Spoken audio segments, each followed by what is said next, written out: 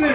ibyabaraga bifutwe n'amaraso yawe bumva amahoro bumva umunezero igitsure cyawe kibaveko ariko ijisho ryawe ryiza waburi barabisha komana urakoze turagushimiye turagukengurukiye kubahariye mu izina rya Yesu Kristo mwami wacu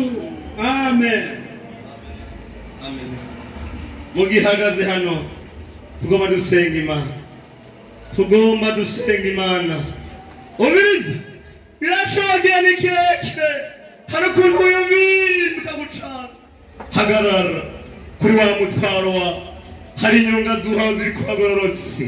hari Imana yumvira kubagororotse guhagarara naguhaye akazi uhagarare tugomba duhamagara Imana yavuze ngo nawe ushobora mugororotse ni menshi ariko nzoza namukize yose hari Imana izigama mu gufa abagororotse ntihagenda rimwe divunika niyo twizeye hagukana wa mutwaro wawe kandi umenga uraremeye ariko ndagutangarira urabahutse Yesu avuga ngo urabahutse hagarara wizeye ndaguhagurukije wizeye uhagarara wizeye duhamagara Imana umviriza umaranye mwisi ubwo hari ibyo wumvisha amata umutima ugacika hari ibintu kuracamo umutima warahagaze ariko ngarabizera Imana duzi ikiganza n'ubu pasiteri ari hano yongera asenga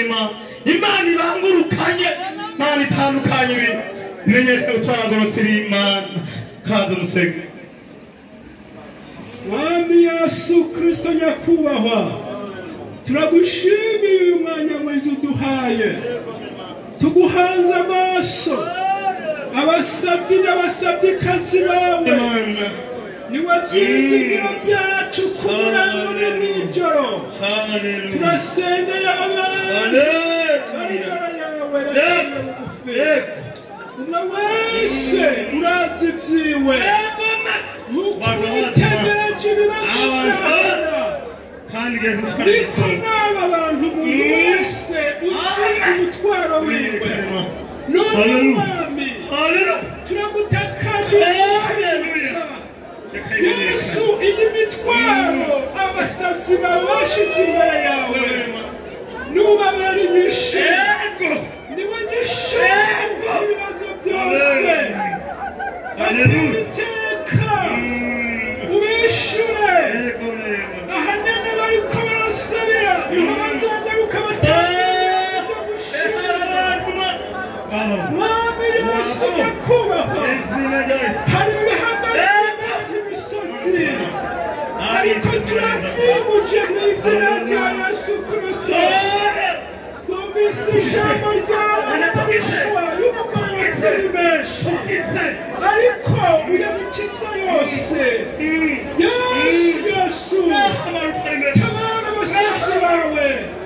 bakubera ibitangaza babona ukugira neza kwawe uri nyishu mu bibazo byacu turakwinginze rero wiyerekane muri ibibazo bitandukanye hari abafise imitwaro y'amadeni imitwaro y'indwara imitwaro y'ukurama imitwaro yo gupisha imitwaro y'urubyaro mwami Yesu uri nyishu uri Imana y'ubushobozi erega nta kikunanira urakoze turagushimiye ko byose ubyumvise kandi tugatunganiriza mu izina rya Yesu Kristo mwami wacu amen